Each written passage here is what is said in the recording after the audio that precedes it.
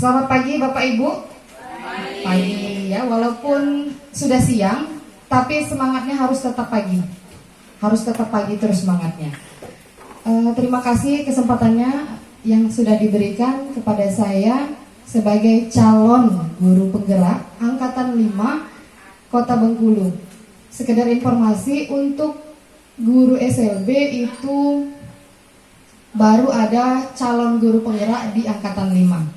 Kebenaran hanya baru saya dan Pak Randi dari SLB 3. Itu kami berdua baru memulai membuka pintu untuk guru penggerak dari sekolah luar biasa. Harapannya ke depan semua teman-teman yang berniat menjadi guru penggerak bisa dapat lulus dengan predikat guru penggerak ke depannya yang punya niat. Amin. Selanjutnya dalam kegiatan ini saya ingin membagikan pengimbasan materi budaya positif dalam lingkungan sekolah luar biasa di SLBN 2 Kota Bengkulu. Kepada Bapak Ibu semua, saya minta untuk menghadirkan semua jiwa dan raganya untuk duduk di sini.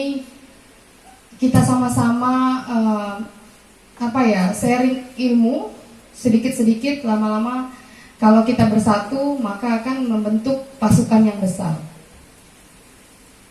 Lupakan sejenak apapun yang menjadi pikiran Bapak Ibu selama di rumah. Apa saja yang membuat Bapak Ibu menjadi risau hari ini, saya minta untuk lupakan sedikit, lupakan sejenak, sebentar saja untuk menghadirkan sepenuhnya jiwa Bapak Ibu di sini, agar materi ini menjadi bukan sekedar sampai, tetapi dapat kita bentuk, dapat kita jalankan. Pejamkan mata, bayangkan mengapa Bapak Ibu bisa sampai ke sini. Apa yang mendasari Bapak Ibu bisa sampai ke sekolah ini, bertemu teman-teman, bertemu anak-anak luar biasa.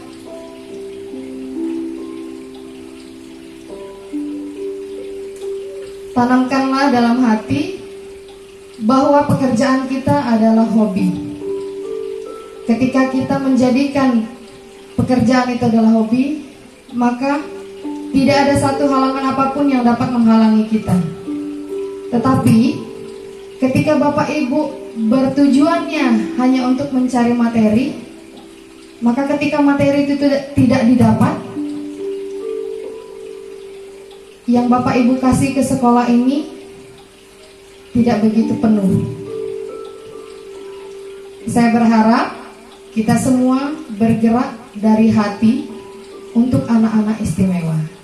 Terima kasih. Baik, masuk. What do you think? Siapa dia? Siapa dia ketika Bapak Ibu melihat gambar ini?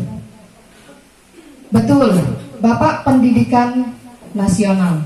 Siapa dia? Iya, Ki Hajar Dewantara. Yang sering kali terlintas ketika kita mendengar Bapak Ki Hajar Dewantara adalah beliau adalah Bapak Pendidikan Nasional, pendiri Taman Siswa, terus organisasi Budi Utomo, asas Trikon yang terkenal, kontinuitas, konvergensi, konsentris, dan sempoyan yang terkenal melekat di baju peserta didik kita. Salah satunya Tuturi Handayani. Ing ngarso Suntolodo, ing madya mangun karso Tuturi Handayani. Ketika kita berada di depan, kita menjadi contoh untuk peserta didik. Ketika di tengah, kita memberikan kekuatan. Dan ketika di belakang, kita sebagai pendorong. Itulah yang terkenal dari Bapak Ki Hajar Dewantara. Tapi Siapa tahu pemikiran Ki Hajar Dewantara menjadi dasar pendidikan di Indonesia. Bahwa sekedar informasi, Bapak Ki Hajar memiliki 1 anak yang berkebutuhan khusus. Atas dasar itulah dia menciptakan pembelajaran berdiferensiasi. Apa pembelajaran berdiferensiasi? Saya singgung sedikit. Pembelajaran yang untuk semua. Dari mana asal pendidikan inklusi? Dari pemikiran beliau. Jadi selain dengan Bapak pendidikan nasional, beliau juga dikenal dengan Bapak inklusi.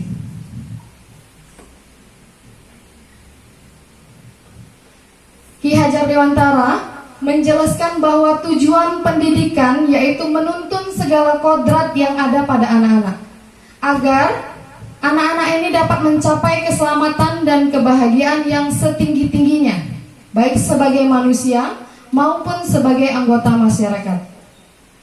Kemudian, pendidikan itu hanya dapat menuntun tumbuh atau hidupnya kekuatan kodrat yang ada pada anak-anak agar dapat memperbaiki lakunya. Bukan dasarnya hidup dan tumbuhnya kekuatan kodrat anak.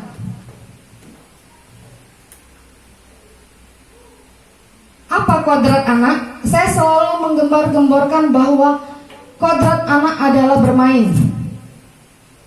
Dalam proses menuntun atau memberikan pengajaran, anak diberikan kebebasan.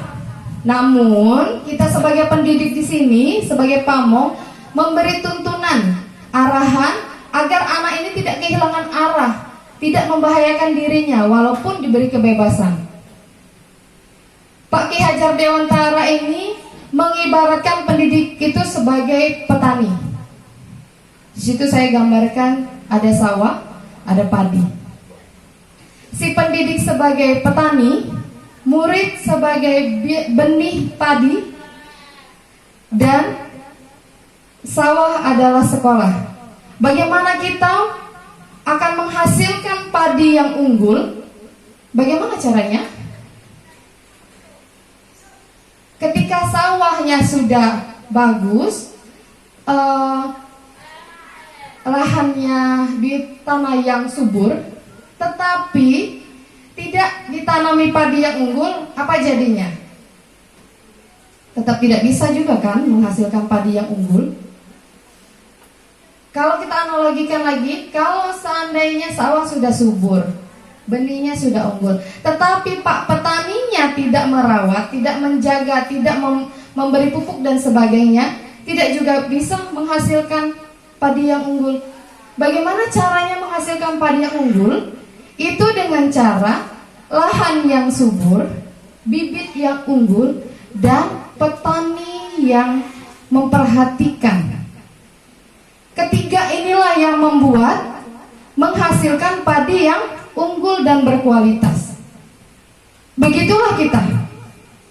Anak ini udah oke bakatnya, tetapi kita tidak menyalurkan, tidak membersamainya, tidak juga bisa dia timbul. Atau anak sudah oke, guru sudah oke, tapi sekolah tidak mendukung, tidak juga bisa. Jadi ketiga aspek ini harus berkesinambungan, harus saling bekerja sama supaya menghasilkan padi yang unggul. Nah, kalau kemarin kita selalu mendengar anak itu terlahir seperti kertas putih. Pemikiran Ki Hajar Dewantara, bahwa anak ini terlahir sudah membawa kertas yang bertuliskan. Tujuan kita, tugas kita sebagai pendidik adalah menebalkan tulisan yang baik, tulisan yang bagus, dan mengaburkan tulisan yang kurang baik.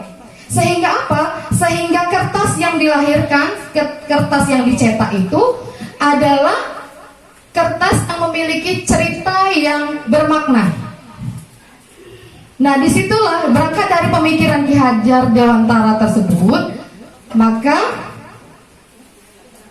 bagaimana kita menciptakan pembelajaran yang asik.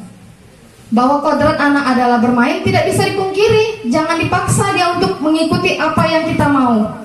Tetapi bagaimana kita mengikuti apa kemauan dia untuk dapat memiliki memiliki satu tujuan dengan kita,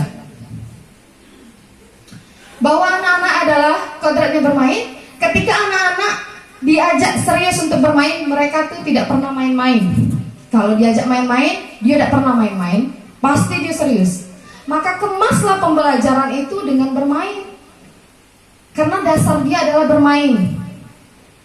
Jadi kalau ngajar itu, kalau selama ini kita yang fokusnya hanya ngajar 1+1 ini. Nah, kalau bisa nanti perhatikan apa yang kebutuhan dia, sehingga menghasilkan budaya positif di lingkungan sekolah kita. Baik, sekarang sama-sama kita kepalkan tangan.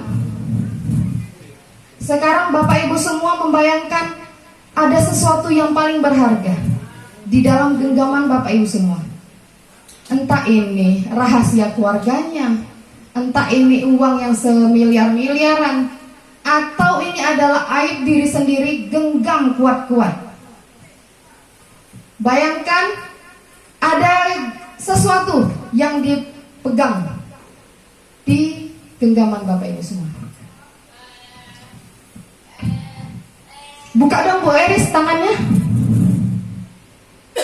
Dibuka, memilih untuk dibuka.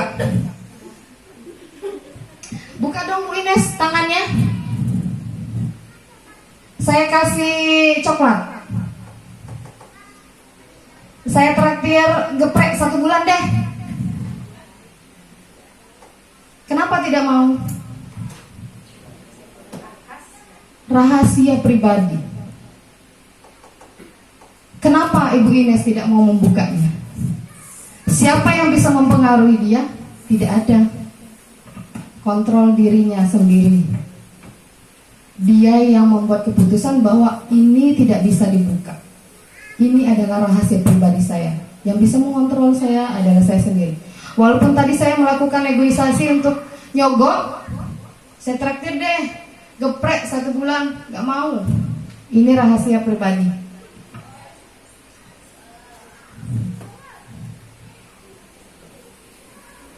Nah, itulah. Buka Pak. Iya ya. Begitulah bagaimana cara kita mengontrol diri kita. Kalau memang merasa ini adalah tanggung jawab saya, tidak ada yang boleh ini yang mengacaukan ini. Walaupun tadi disogok duit, disogok apapun, nah itu tidak boleh. Hal ini pasti akan terjadi pada Bapak Ibu semua. Contoh kecil saja nanti ketika, bukan nanti ya, mungkin sudah terjadi.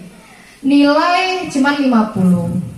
Terus ada ibunya datang ujuk-ujuk bolu. Naiklah 60. Kalau brownies 70. Kalau campur geprek juga 80. Tambah durian sekarang. Nah Bu, berapa nih nilai Ibu? Nah, itulah. Jangan jadi seperti itu. Yang punya kontrol diri kita adalah diri kita sendiri. Sesuai dengan yang dikatakan oleh Dr. William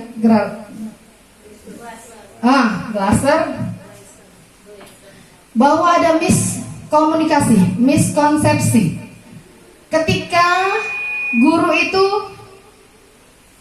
mengatakan kepada murid itu dengan menggunakan ilusi mengontrol murid. Semua perilaku memiliki tujuan, bahkan terhadap perilaku yang tidak disukai. Jadi, anak-anak itu ketika melakukan sesuatu, pasti dia memiliki tujuan. Gak mungkin gak memiliki tujuan. Terus, apa yang dilakukan guru ketika mengontrol murid biasanya? Dia menggunakan posisi diri sebagai penghukum. Untuk apa? Untuk supaya muridnya nurut. Cepatlah sapu itu, sapulah halaman itu. Kalau dia usah masuk kelas.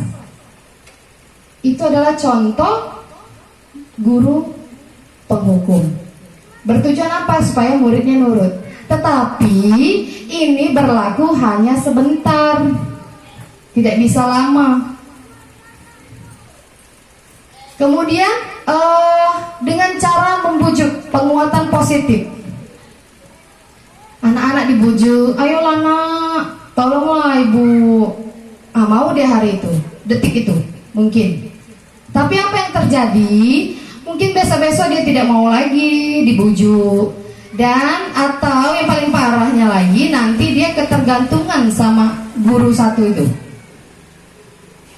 Nah, kemudian bagaimana kita sebagai orang dewasa ini rasanya tuh memilih hak untuk memaksa anak. Tidak usah jauh-jauh, di rumah weh. Kalau anak tidak dengar mulai ngancem. Sudah ya, bunda tinggal. Sudah ya, mami tinggal.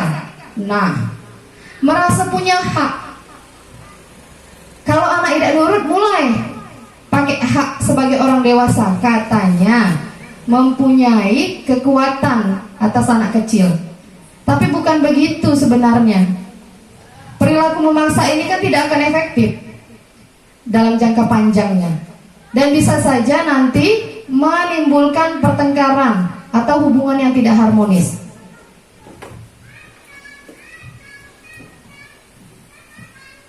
Nah, bagaimana seseorang bisa berubah dari paradigma stimulus respon kepada pendekatan teori kontrol? Bila kita ingin membuat kemajuan perlahan, sedikit-sedikit ubahlah sikap dan perilaku Anda. Namun, bila kita ingin memperbaiki cara-cara utama kita, maka kita perlu mengubah kerangka acuan kita. Jadi kalau nak berubah itu sedikit-sedikit, tapi pasti perubahannya dari dalam diri kita sendiri dulu. Bagaimana kita bisa merubah orang lain kalau diri kita sendiri belum berubah? Nah, stimulus respon dengan teori kontrol.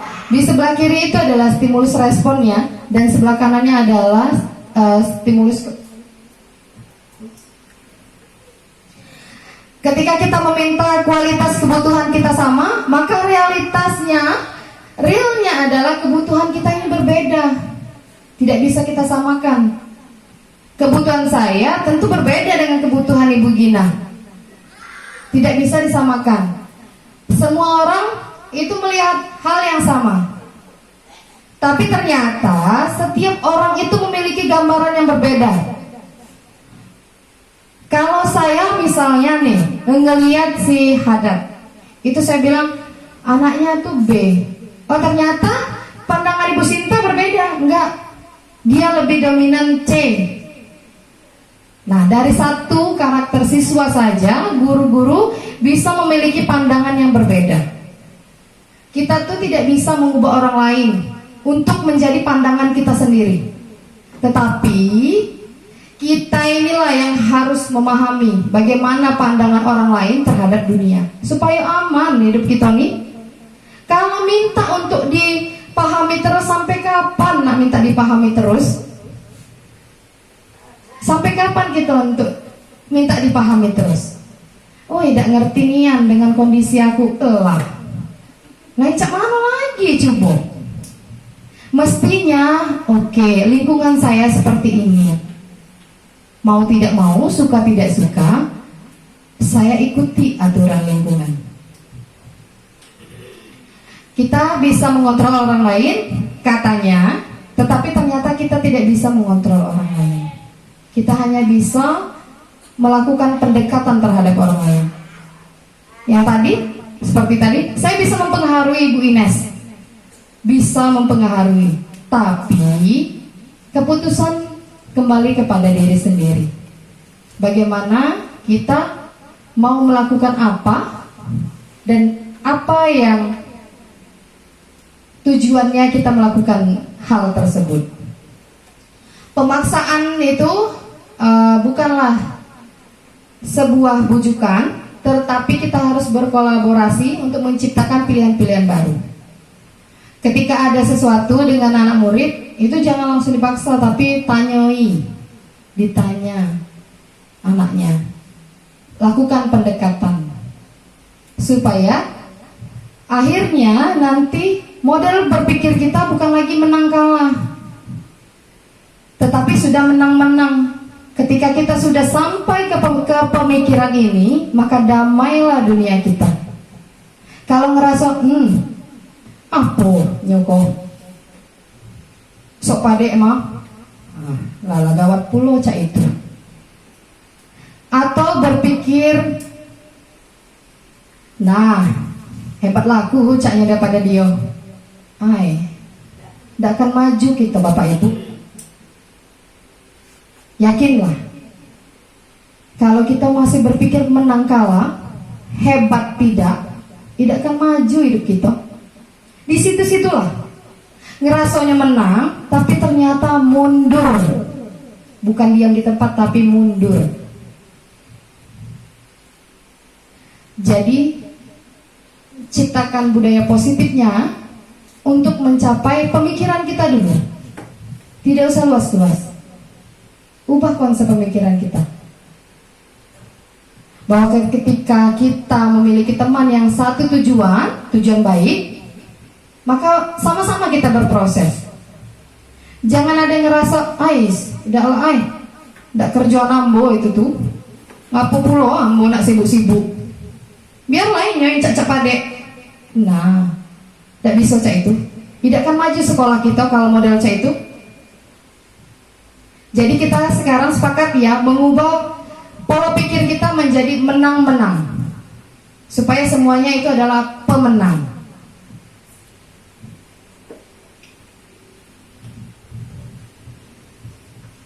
Bagaimana kita menjadi pemenang? Menciptakan budaya disiplin. Dalam lingkungan positif, salah satunya adalah penerapan disiplin di sekolah kita. Kalau ngomongin disiplin, pasti yang terlintas pertama kali adalah datang cepat. Padahal bukan hanya itu perilaku disiplin. Sebelum kita nanya ke orang lain, tanyalah dulu sama diri kita. Bagaimana kita nih berperilaku? Terus ngapain nak ngelakuin itu? Mengapa kita harus melakukan itu? Apakah ada dorongan lingkungan atau dorongan yang lain? Terkadang tuh kita melakukan sesuatu karena hanya ingin menghindari rasa tidak nyaman. Benar gak sih?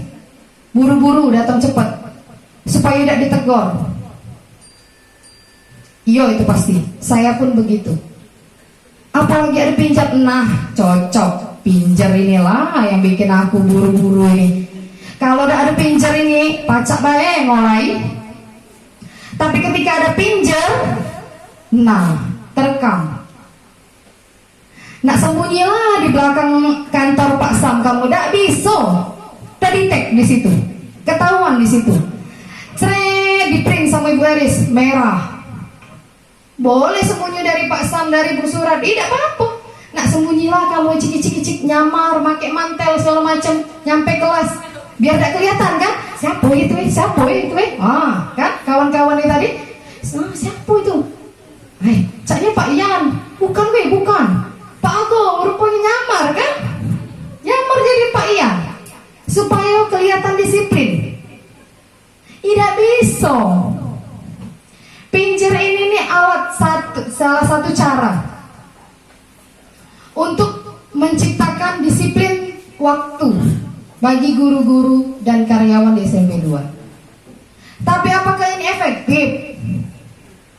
Saya rasa tidak, belum efektif. Karena yang nak terlambat lah. Yang nak ada urusan lah. Mak ngomong katik juga duitnya ini cak mano Kalau ada duit lah mungkin kuraso Ibu Pak maaf Pak, kalau ada duit mungkin ini cepet-cepetan. Gawat ini. Dipotong ini 13.500 sehari kalau aku terlambat. Di bawah 10 menit, di atas 10 menit dan hangusnya gaji sehari itu. Pasti cepet-cepetan. Tapi kalau mati lampu pasti los lagi. Nah, mati lampu, balik cepet lah kita. Kenapa balik cepet? Mati lampu ya tidak terekam, tidak apa-apa, balik manual tanda tangannya. Nah akhirnya apa? Ini berarti kan budaya kita ini belum dari intrinsik, motivasinya masih dari luar. Bukan itu yang diharapkan dari pendidik. Maunya dari berangkat pemikiran Ki Hajar Dewantara tadi, Bapak Ibu semua tuh punya motivasi dari dalam diri sendiri. Nak hujan, nak badai, nak ada pinjam, nak ada duitnya, nak ada duit, nak ada bonus, nak ada fee segala macam, datang tepat waktu, on time, 7.25, jebret duduk sini. Bel bunyi, tet, berangkat ke kelas masing-masing. Berdoa bersama di ruangan guru, berangkat. Ayo masuk ke lahannya masing-masing. Itu harapan Ki Hajar Dewantara. Bagaimana pendidikan bisa berubah kalau model gurunya wae dari luar, motivasi dirinya? Cak mana kita nak berubah kalau masih banyak motivasi dari luar yang kita dapat? Ada beberapa bapak ibu yang memang sudah dari dalam satu situasi, tapi yang paling sering terlihat itu adalah disiplin waktu di sekolah kita. Itu ya, itulah realita yang terjadi. Motivasinya masih dari luar, belum dari dalam diri kita sendiri.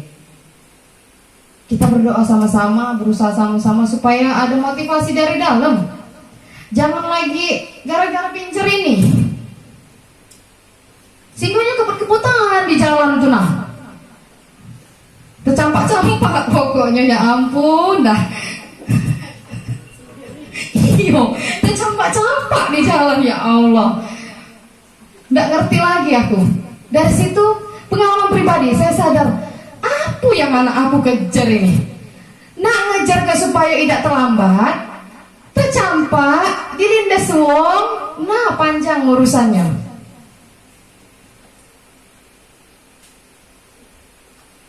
Itu pengalaman pribadi.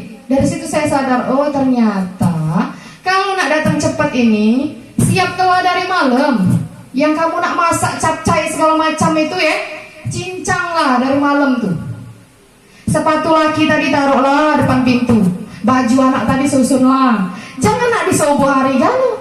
Belum nak ngaduk gulai, belum nak sepatu laki, kos kaki, saya dah pening.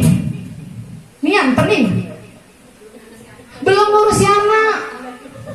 Pokok bikin target di malam hari itu. Kalau saya ya, malam-malam itu saya sebelum tidur itu saya catat apa yang akan saya kerjakan di sekolah.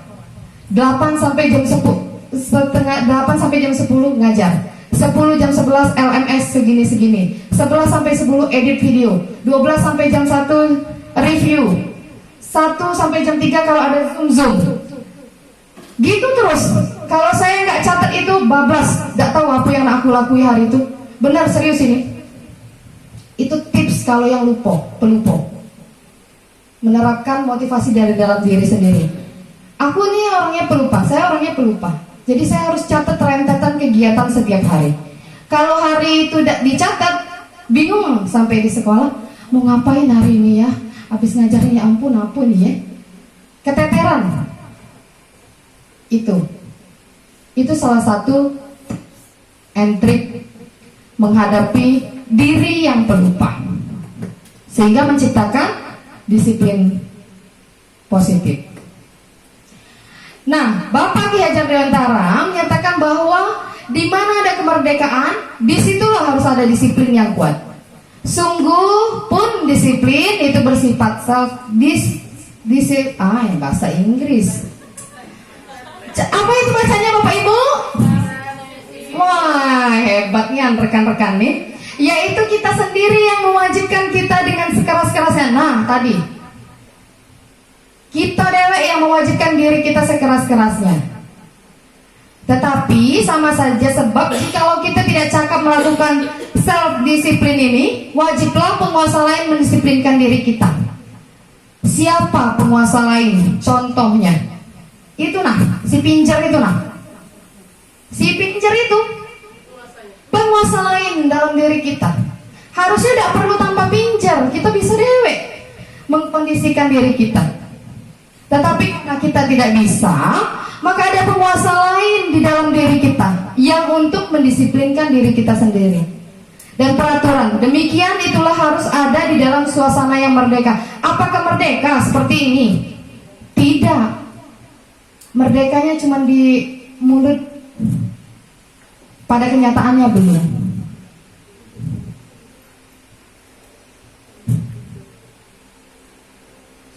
Nah, sebagai pendidik, tujuan kita adalah menciptakan anak-anak yang memiliki disiplin diri, sehingga mereka bisa berperilaku dengan mengacu pada nilai-nilai kebijakan universal dan memiliki motivasi intrinsik bukan ekstrinsik. Jadi, bantulah anak-anak menimbulkan motivasi dalam dirinya sendiri. Melalui apa? Melalui profil pelajar Pancasila. Bapak Ibu, walaupun kita belum menjalankan kurikulum merdeka, tetapi ketika disinggung tentang profil pelajar Pancasila, setidaknya Bapak Ibu tahu apa bagian dari profil pelajar Pancasila. Yang pertama itu beriman, mandiri, bernalar kritis, berkebinekaan global, bergotong royong, dan kreatif. Inilah 6 profil inilah yang menjadi digembar-gemborkan sebagai profil pelajar Pancasila, yang sekarang sama-sama kita rintis, kita tanamkan kepada anak-anak untuk menjadi profil pelajar Pancasila versi anak luar biasa. Kalau tuntutan kurikulumnya besar sekali dengan banyaknya proyek-proyek yang harus dibuat di sekolah, kita juga bisa membuat proyek, tapi dengan versi sekolah luar biasa tentunya.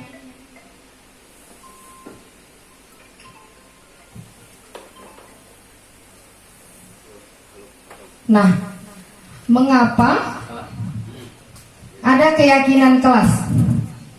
Selama ini kan kita buat itu adalah aturan kelas. Kenapa Bapak Ibu menggunakan helm? Supaya apa? Aman. Kenapa pakai masker? Supaya apa? Supaya aman. Nah, jawaban inilah yang dinamakan keyakinan. Bahwa Bapak Ibu yakin bahwa ketika memakai helm, Bapak Ibu itu aman selama di perjalanan. Ketika memakai masker, Bapak Ibu yakin bisa mengurangi penularan virus. Nah, bagaimana seseorang bisa tergerak dengan bersemangat untuk menjalankan keyakinannya daripada hanya sekedar mengikuti serangkaian peraturan tertulis tanpa makna? Murid itu juga seperti itu. Dia perlu mendengarkan dan memahami arti sesungguhnya tentang peraturan yang telah diberikan.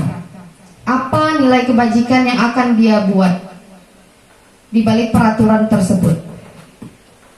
Jadi kalau bikin keyakinan kelas, itu muridnya diajak, kamu yakin tidak untuk melakukan ini? Kenapa harus melakukan ini? Sama-sama dibuat listnya. Ketika listnya banyak sudah dibuat, maka akan lahirlah sebuah keyakinan kelas. Biasanya keyakinan kelas itu tidak terlalu banyak, karena nanti kalau terlalu banyak itu sulit untuk dipahami anak-anak. Nah, kita di sekolah luar biasa, dalam membentuk keyakinan kelas ini libatkanlah orang tua. Karena tidak bisa dipungkiri di sekolah kita ini pengaruh orang tua itu sangat besar.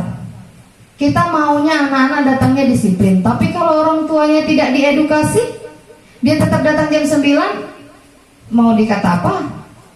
Ya kan? Jadi dalam membuat keyakinan kelas, ajaklah orang tua dan murid dalam menetapkan keyakinan kelas itu, sehingga pembentukan keyakinan kelas itu dibuat dengan kalimat-kalimat yang positif, bukan lagi kalimat-kalimat negatif. Jadi dari membuat keyakinan kelas saja, kita harus menggunakan kalimat positif, sehingga yang terlahir itu apa tujuannya tadi? Budaya positif.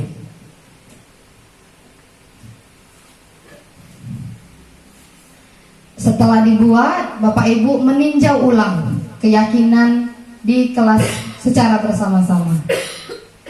Kemudian kalau sudah dibuat, nanti Bapak Ibu diketik dan dibagikan kepada orang tua, ditempel di kelas supaya anak-anak tetap paham bahwa inilah keyakinannya di dalam kelas. Ketika dia melakukan pelanggaran, maka suruh lagi dia, bagaimana dengan keyakinan yang sudah kita buat bersama? Bukankah ini kita sama-sama membuat? Tapi kalau peraturan kelas itu biasanya kita kan yang bikin. Makanya bukan lagi peraturan kelas, tapi dia menjadi keyakinan kelas. Sama-sama bahwa anak yakin bahwa ini yang dilakukannya adalah benar. Kemudian kita sebagai guru juga yakin bahwa ini adalah tujuan bersama.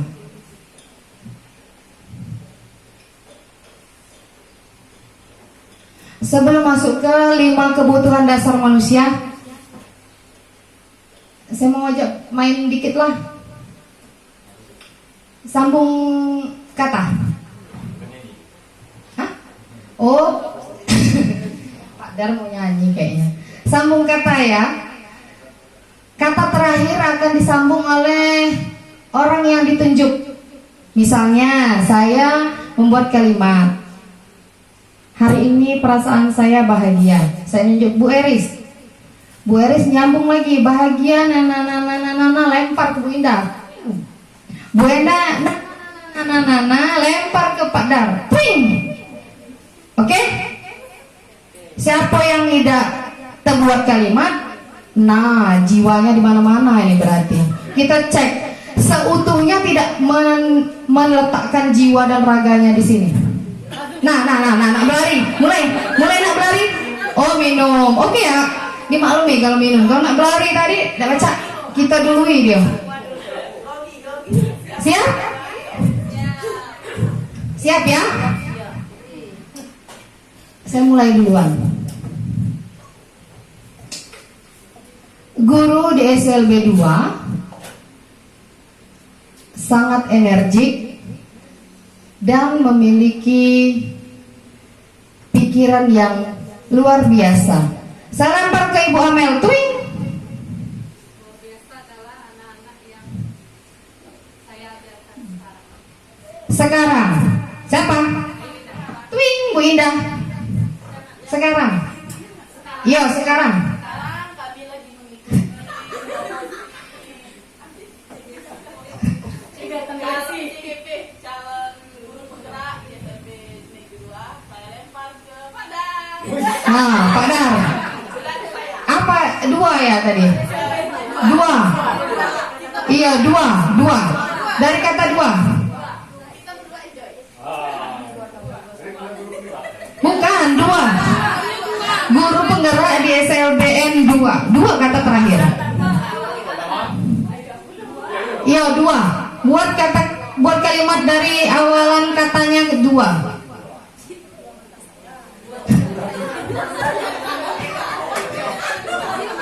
Nah, nyanyinya ini udah baca? 1. Iya, 2. Karakter 2 ya. Iya. Bikin kalimat 2. Cepet Pak. Cepet. Bom nak meledak ini, ya ampun. Kalimatnya 2. 2 mata saya memiliki warna biru. Nah, jadi Bapak bikin kalimat 2. Hah? Dia gak apa-apa, berarti hidungnya 2, Bu Nelly. Yo, 2 lubang hidung saya. Terus. Yo, belum. Terus ngapa 2 hidung itu? Untuk mendengar, lempar ke siapa? Sepri, mendengar. Coba dikit dong meledaknya bom ini. Iya, meledak. Angus Pak Dar. Mendengar. Iya.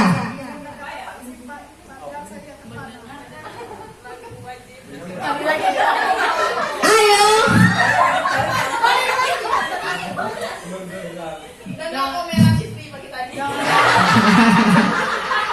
Motivasi dari luar. Mendengar motivasi dari Resi membuat saya semangat sebagai guru. Nah, guru lempar cepat. Bola lempar ke siapa? Ini Bu Yani.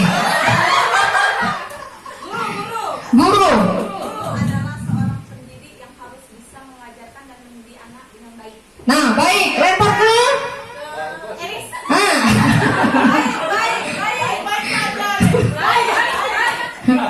Baik dalam mendidik anak, baik dalam perilaku dan baik dalam bersikap, kita semua Nah, harus dilaksanakan. laksanakan. Lempar ke. ya, Laksanakan. Laksanakan kegiatan program-program yang diprogramkan oleh Bu Resi. Semoga program ini berjalan dengan lancar. Lancar. Laju. Bola. Nah. Jangan ngelamun dilempar bola lagi. Lancar. Iya lancar.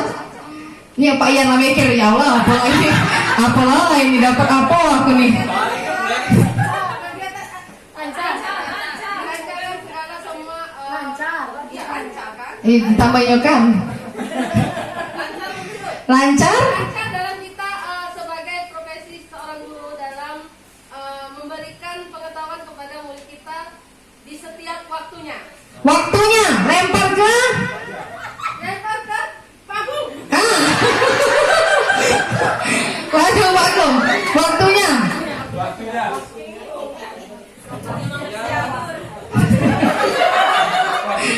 Umur. Waktunya. Sekarang kita berubah sikap. Nah, disiplin lempar ke. Nah, lempar. Disiplin caknya harus aktif. Disiplin dalam menjalani semua tugas, dalam tugas mengajar, baik dalam ini biasa datang tidak pernah terlambat. Terus Menjalankan terlambat terus. Matanya tuh kemana? Punya spirit dengan semangat, lempar sama ibu. Semangat. Ibu Amel. Sudah lah, dah mana ini? Ayo Bu Suran. Bu Surat.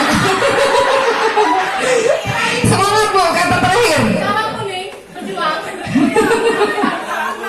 Iya semangat Bu. Semangat dalam mengajar adalah bentuk motivasi dari dalam diri sendiri. Sendiri. Lempar ke. Safety. Sendiri.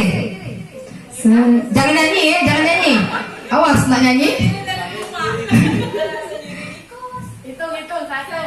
Sendiri berarti mandiri dalam bertugas, mandiri dalam melaksanakan kewajiban, mandiri untuk menciptakan siswa yang mandiri. Mandiri. Lempar ke. Dapat apa? Kan belum mandiri. Mandiri ke Deli. Nah, Deli. Oh, mandiri katanya.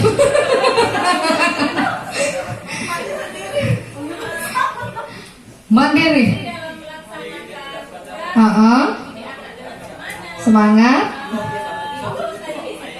Disiplin waktu. Terlambat. Sudah terlambat lempar ke Pak Kepala Sekolah. Terlambat. Ini Sam. Apa dak kata Pak Sam? Masalahnya tidak terlambat ini. Sebol tadi lempar di Bu Resi. Jadi terlambat dalam apa? Bapak itu ngelamun ya. Makanya dilempar. Ya Pak, kan jangan ngelamun Pak. Dilempar bola. Terlambat gajian bulan ini. Ya terlambat dalam artian ini ya, kita dalam hal ini kita sama-sama mengerti apa yang disampaikan oleh Bu Resi tadi.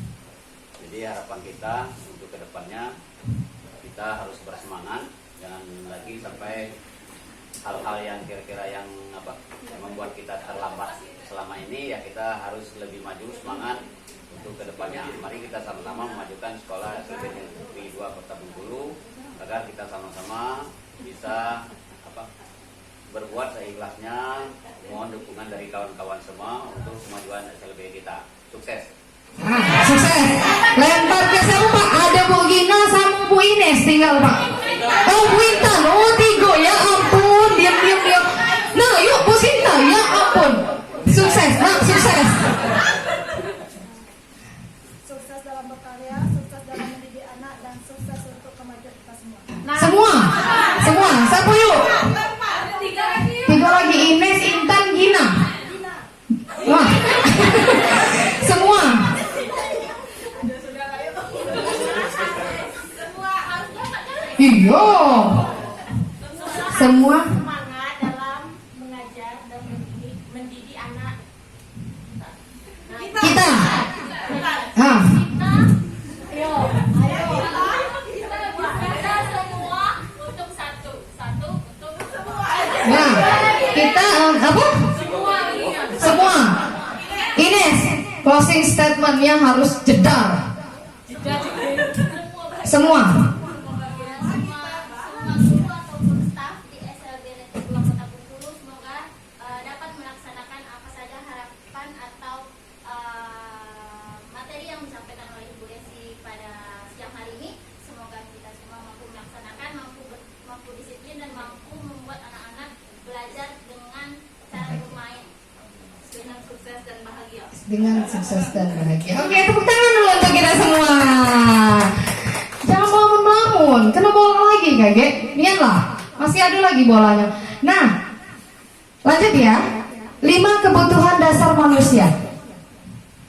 Bukan cuma siswa, tapi kita pun seperti ini. Bertahan hidup, rasa kasih sayang dan rasa penerimaan, kebutuhan pengakuan atas kemampuannya, kebutuhan kebebasan, dan kebutuhan kesenangan. Coba Bapak Ibu lihat apa yang sudah dilakukan siswa kita, murid kita itu ketika dia melakukan sesuatu, pasti dia ada 5 kebutuhan ini yang ingin dimintanya dari kita. Misal, di dalam kelas dia nih teriak-teriak, tidak kondusif belajar. Terus kita langsung ngomong, "Ais dah, mekak keningan lah." Cobalah ditelusuri apa yang menyebabkan dia berbuat seperti itu. Entah dia ingin kebebasan atau dia membutuhkan perhatian dari Bapak Ibu semua. Ketika kita sudah menelaah apa kebutuhan dia ketika melakukan sesuatu, maka intervensi yang akan kita berikan kepada anak itu juga tepat. Jangan kebutuhannya misalnya nih ya, dia keluar mondar-mandir dari kelas, keluar kelas. Taunya dia lapar. Terus Bapak Ibu hukum tanpa pengetahuan apapun. Ngapa keluar terus ya? Mondar-mandir. Cepatlah, keliling lapangan 3 kali. Dia lapar, disuruh pulang keliling lapangan 3 kali. Gawat itu.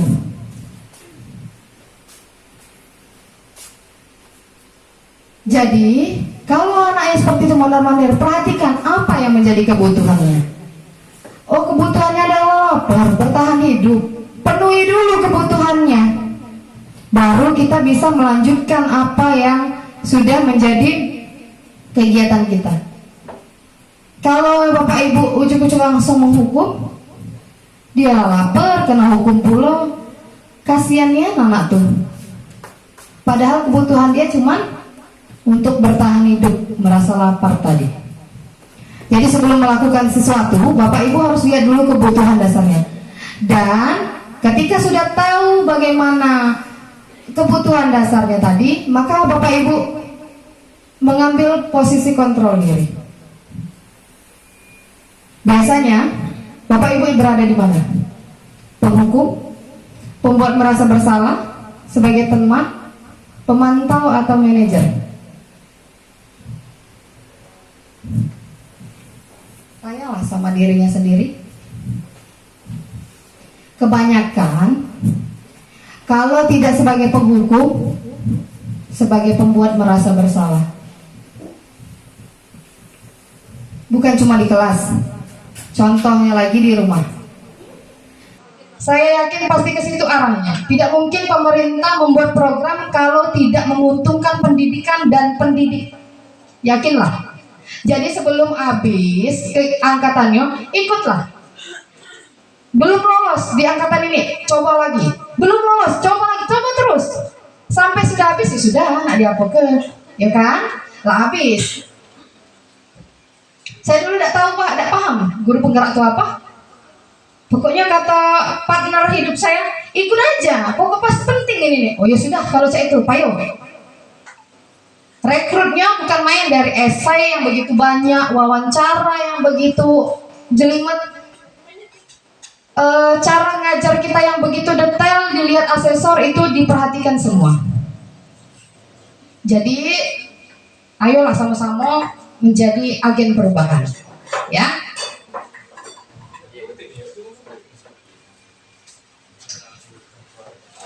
Kalau ada pertanyaan seperti ini, saya kecewa sekali dengan kamu. Sebagai siapa dia? Betul, woi pinter. Belum nyampe 1 jam lah, masuk materi. Tepuk tangan dulu.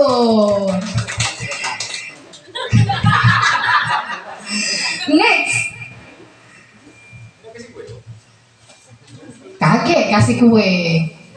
Aku bosan belajar mewarnai terus di dalam kelas.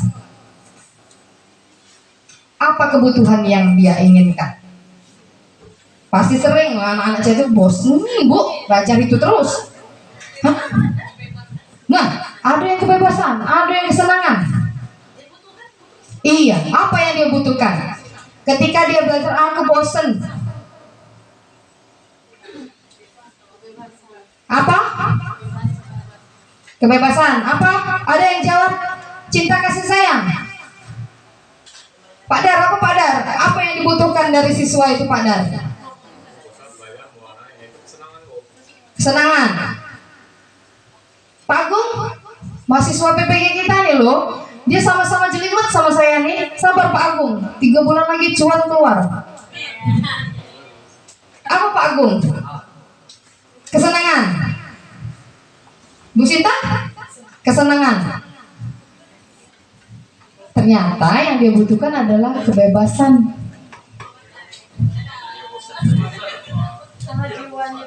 Iya, dia merasa terkungkung. Jadi sedikit sekali pembeda kesenangan dan kebebasan. Tapi di kasus ini, di kasus tadi, dia merasa terkungkung dengan keadaan seperti itu. Dia pengen bebas. Pengen, cobalah sekali-sekali Bapak Ibu tanyain, mau belajar apa hari ini? Jangan fokus terus dengan target Bapak Ibu. Ya, supaya anak-anak merasa bebas dan merasa dihargai. Dengan cara menggunakan segitiga restitusi. Namun operator kita nih. Wangi bakwan. Main lagi ya. Saya mau lemparkan satu kata makanan. Habis. Masih ada kan? Oh, lah ganti. Wah, ya habis memorinya. Saya mau lempar satu makanan, misalnya ya. Saya lempar bakwan. Huruf di ujungnya apa? N. Terus saya lempar ke Bu Surat. Wih, N. Nasi goreng. G. Apa? Paham ya? Oke ya, bawa bakwan ini lah, ya ampun. Iya, motivasi dari luar ini. Oke ya, saya bakwan, saya lempar ke Ibu Indah. N ujungnya. Ida, makanan, nama makanan. Entah ya, itu ada simpen dia. Tidak boleh, makanan. Ida, makanan. Nasi uduk. Lempar ke siapa Kak? Enggak nak, Gina. Kak, Bu Gina. Karedok, Kak lagi. Lempar ke siapa? Woi, jemput bola dia. Aku be uji. Ayo, apa? Nah, lempar siapa? Kacang hijau apa kacang hijau? Payan. Ubi, lempar siapa? Cepat, padar. Makanan, i. Hai, meledak nian, toh. Makanan i. Ikan apa? Ikan goreng. Lempar ke siapa? Gudeg, G lagi, lempar ke? G. Sepri. G. No, dijuk tahu yuk. Dah, batal. Dah boleh godok-godok. Lah, dimakan ekris godok-godok. Goreng pisang. G lagi lempar ke? Kaget Pak Sam tuh nunggu Pak Sam lagi melamun, lempar baru. Belum melamun, lagi konsen. Jangan dilempar kalau konsen. Bu Intan. G. Gulai apa? Gulai apa?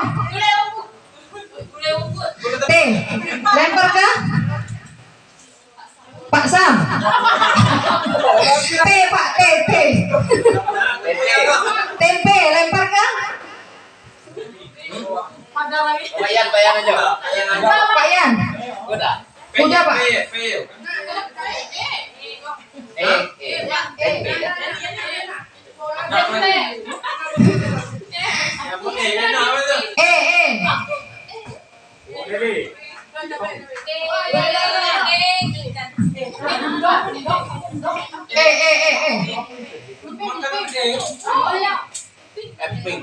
Emping, lempar ke?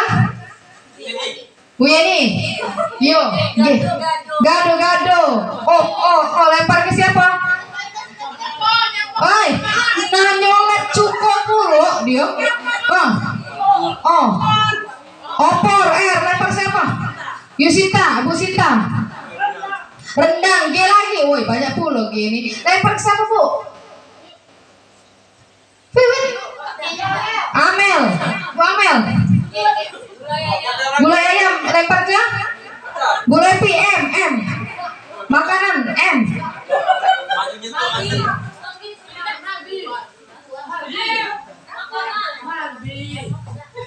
Apa dah ini? Nggak tahu ya. Oh ya, Riz tahu kalau dari makanan. Martabak kah? Lempar ke? Kah. Jangan karedok lagi lah Sudem itu. Kumbu. Lempar ke?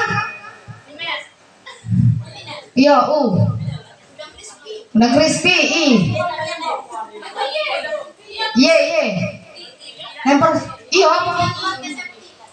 Septi. Ye.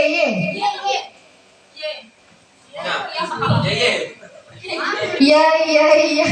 Apa dia? Yakult teh. Minuman itu. Yakult apa Ye.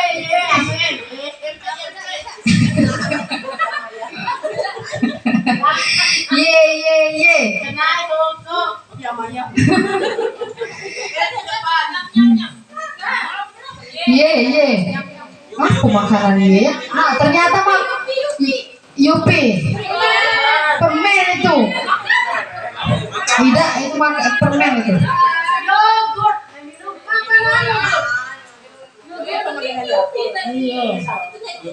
Apa ye?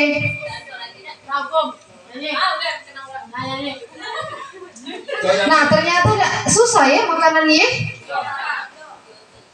Iya kan? Yupi boleh lah iya ujungnya. Ada lempar ke siapa? Hanya aku mikirnya. Nunggu memori itu ge. Bokta ini. Belum ikan bakar. R lempar ke? Sudah. Sini Bu Surat Pak Agung. Pak Agung sudah. Bu Surat tinggal Ibu Surat. R. Nah, tepuk tangan dulu. Bayangkanlah makanan itu ternyata depan bapak ibu cuma ada bolu, bakwan, ngenupi goreng. Tapi tidak apa-apa lah, yang tadi itu dihadirkan ke sini, ya. Dikit lagi. Nah, inilah gambaran segitiga restitusi. Itulah gambaran segitiga restitusi. Kita harus menstabilkan, bisa dah.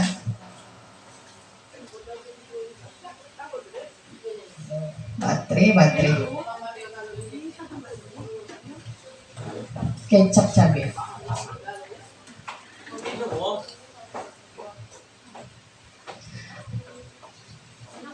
Nah, kita harus menstabilkan identitas terlebih dulu. Ya, segitiga tadi di sisi pertamanya itu menstabilkan identitas. Kemudian validasi tindakan. Next. Apa? Terus next. Validasi tindakan yang salah. Yang tadi ya kita bicarakan bahwa setiap tindakan yang dilakukan anak itu pasti memiliki tujuan. Apa yang menjadi kebutuhan dasarnya, dan dari situlah kita harus memposisikan diri kita seperti apa. Contoh pertanyaan dari validasi tindakan adalah, padahal kamu bisa melakukan yang lebih baik lagi ya kan? Nah seperti itu. Atau kamu pasti punya alasan kenapa melakukan hal ini.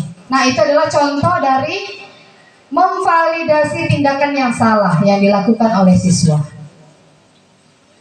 Terus misalnya dia berantem, sudah dia menjelaskan segala permasalahannya, terus kita ada kalimat dari kita, kamu boleh mempertahankan sikap itu, tapi apakah harus menambah sikap yang baru? Nah seperti itu. Nah ini adalah contoh-contoh kalimat yang merupakan sisi validasi tindakan dari segitiga restitusi. Ya, dari segitiga restitusi yang kita buat atau yang sudah ada. Nah, sisi ketiga yaitu menanyakan keyakinan. Misalnya, kalimat contohnya itu misalnya, apa yang kita percaya sebagai kelas atau keluarga. Terus misalnya, apakah sudah sesuai dengan keyakinan yang kita buat? Atau kamu mau jadi orang yang seperti apa? Kayak tadi, saya mempertanyakan kepada Bapak Ibu, mau jadi guru seperti apa Bapak Ibu? Itu adalah bentuk dari menanyakan keyakinan.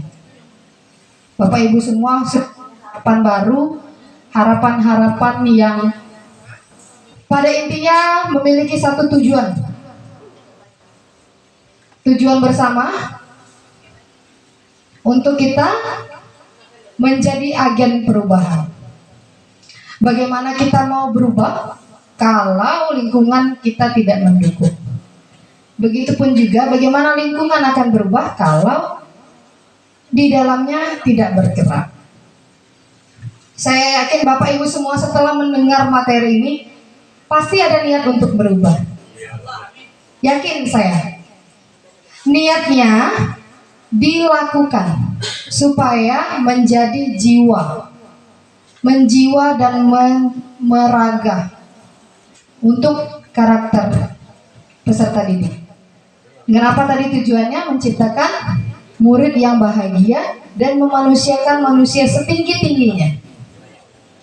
Yakin saya kepada Bapak Ibu semua mampu dan bisa dan mau untuk menjadi agen perubahan pendidikan.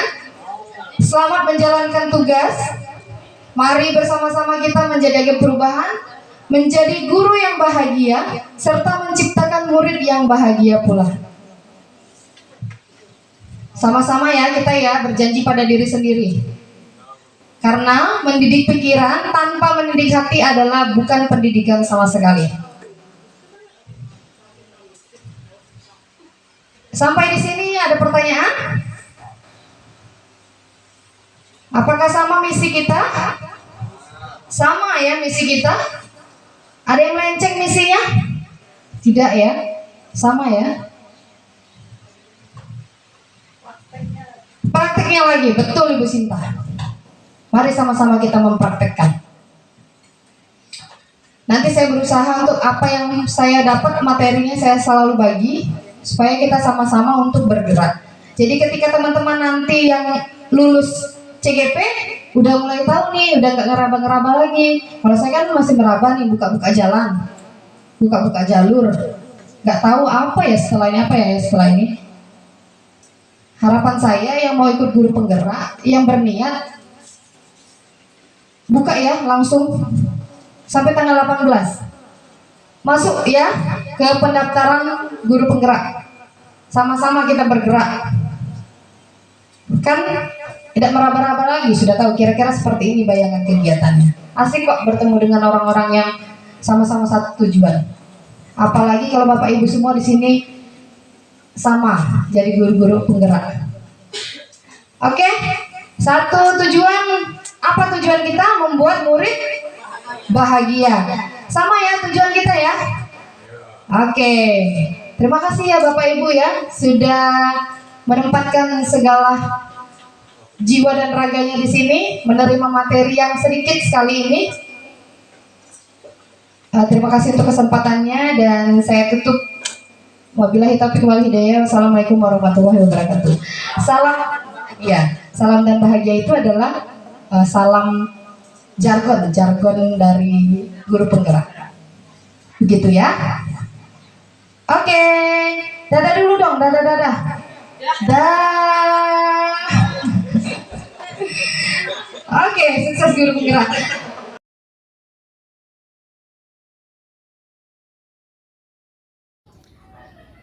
Assalamualaikum warahmatullahi wabarakatuh. Saya Oktanesha, guru dari Salben Negeri 2 Kota Bengkulu.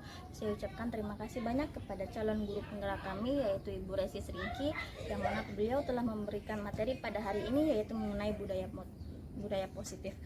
Saya pribadi khususnya sangat termotivasi dengan materi yang beliau sampaikan, yaitu bagaimana kami sebagai seorang pendidik bisa membuat anak nyaman, bahagia, dan bisa menjadi manajer yang baik nantinya di kelas impian kami. Dan harapan saya ke depannya semoga nanti Ibu Resi bisa memberikan ilmu, pengetahuan, dan wawasan baru kepada kami agar kami bisa mengikuti bagaimana perkembangan atau pembelajaran di kurikulum Merdeka ini, dan bagaimana nantinya juga kami bisa menjadi guru penggerak seperti Ibu. Warahmatullahi wabarakatuh. Saya salah satu dari pendidik SLB Negeri 2 Kota Bengkulu.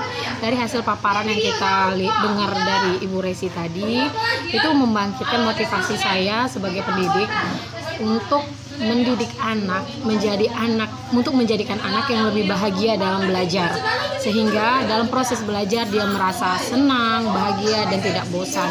Dan sebagai pendidik, saya berharap saya bisa menjadi manajer yang baik dalam membentuk karakter anak, sehingga mereka memiliki karakter yang baik dimanapun, dalam kondisi apapun, kepada siapapun.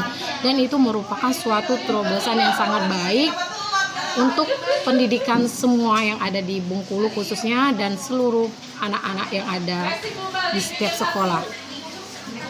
Salam sehat dan bahagia. Baik. Assalamualaikum warahmatullahi wabarakatuh. Halo, assalamualaikum. Perkenalkan, nama saya Novika Zain Intan. Di sini saya sebagai guru yang telah mendengarkan pemaparan dari Ibu Resi tadi tentang guru penggerak yang berjudul budaya positif. Di sini saya sangat terinspirasi dan bersemangat untuk mengikuti guru penggerak itu sendiri. Semoga saya juga termotivasi seperti Ibu Resi ya. Terima kasih. Salam dan bahagia.